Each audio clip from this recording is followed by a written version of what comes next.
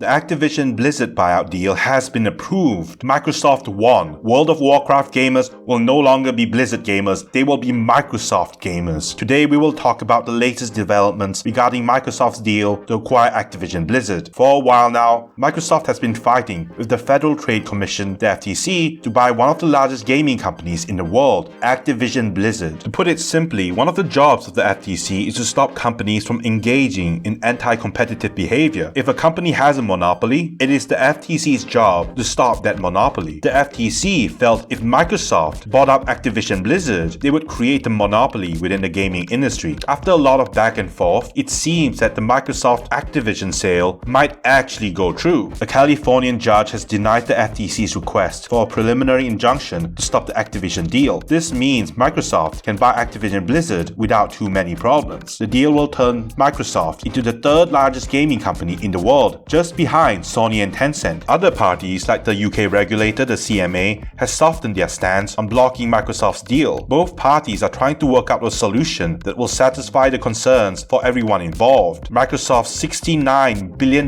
deal to buy Activision Blizzard is now possible. Activision Blizzard's stock price rose by more than 10% when a thumbs up was given. The dramatic rise in the stock shows investors are pricing in an expected deal with Microsoft. Look at this. Bro, this shit shot way up.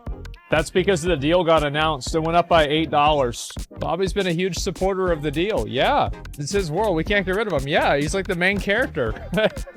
Can't get rid of the main character. What are you thinking? Previously, the FTC has argued Microsoft might use Activision Blizzard's games to compete unfairly with Sony in the cloud gaming business, mainly through choosing not to sell their games on their competitor's store, Sony's PlayStation Shop. This would force players to buy Xbox's, Microsoft's own console, to play games made by Microsoft, a clear antitrust violation if it actually happened. Games exclusive to Xbox has always been a thing, but the FTC is just worried that more of it might happen. The FTC was concerned about the loss of competition in the console and cloud gaming markets. In order to buy Activision Blizzard, Microsoft had to prove the merger wouldn't mean pulling its Call of Duty games from its competitors, PlayStation's digital storefront. To address concerns, Microsoft CEO Satya Nadella, in a testimony in the FTC versus Microsoft case, said if it were up to him, he would end Xbox exclusives, but he blamed Sony for their competitive streak. He has said the decision was not up to him as a low share player in the console market. The dominant player, Sony, has defined market competition using exclusives, so that's the world he has to live in. Microsoft CEO claims he has no love for the world of console exclusive games. In a bid to prove it's not anti-competitive, Microsoft has shown it has a deal to bring its lineup of Call of Duty games to the Nintendo Switch, another rival in the console wars, for at least 10 years if the buyout of Activision Blizzard goes through. Regardless of Satya Nadella's statements that seem to indicate he's just trying to survive, Xbox's ecosystem is one of the largest console markets in the world. Exclusives encourage people to buy Xboxes and those Xbox Game Pass subscriptions. Overseas, UK's antitrust regulatory body, the Competition and Markets Authority, also known as the CMA, tried vetoing the deal on the basis that Activision Blizzard's acquisition might reduce competition in the gaming industry. Right now, cloud gaming as a business isn't clearly defined yet. Google's embarrassing Stadia launch proved playing games on the cloud is still a very hard service to pull off. The CMA is trying to stop competition in a future cloud gaming market that Microsoft has a lead in. Microsoft has been trying to complete its deal to buy Activision Blizzard since January 2022 last year. The deal would give Microsoft access to multiple hard-hitting game franchises like Activision's infamous Call of Duty games, Diablo, Overwatch, and one of the largest mobile games in the world over, Candy Crush. The PlayStation versus Xbox war has been ongoing for years now. Microsoft knew it could never compete with Sony's PlayStation ecosystem. They openly admitted many of PlayStation's exclusives are better than Microsoft's own lineup of console exclusives. But gaming is a creative endeavor,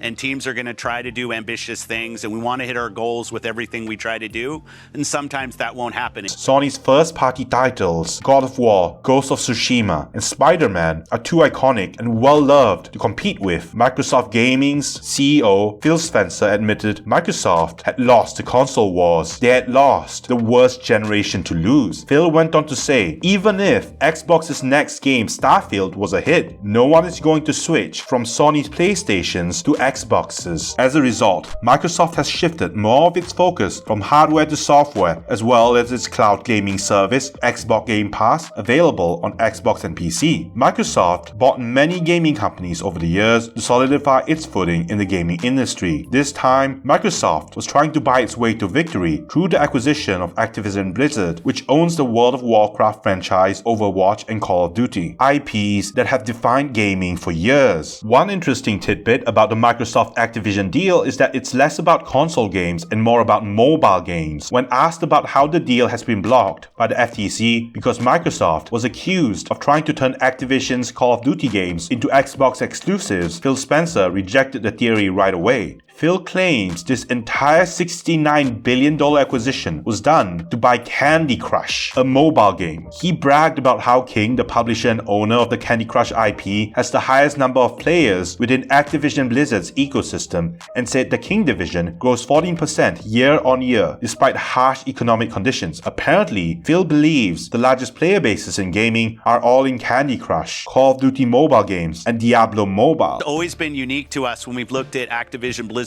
King is the capability they have on mobile. And I know it gets lost sometimes, but the largest gaming platform in the world are people playing on their mobile phones. Activision Blizzard, through their acquisition of King, through the growth of Candy Crush, through the growth of Call of Duty Mobile, the work that they've done with Blizzard on mobile devices, that was the thing that really attracted us to Activision, was actually the work that they're doing on mobile. And I'm encouraged by that. If Xbox is going to achieve its goals of being a global gaming platform for the over 3 billion people who play video games, we need to be relevant on mobile. They're playing on console, great. Playing on PC, playing on their smart TV or their phone.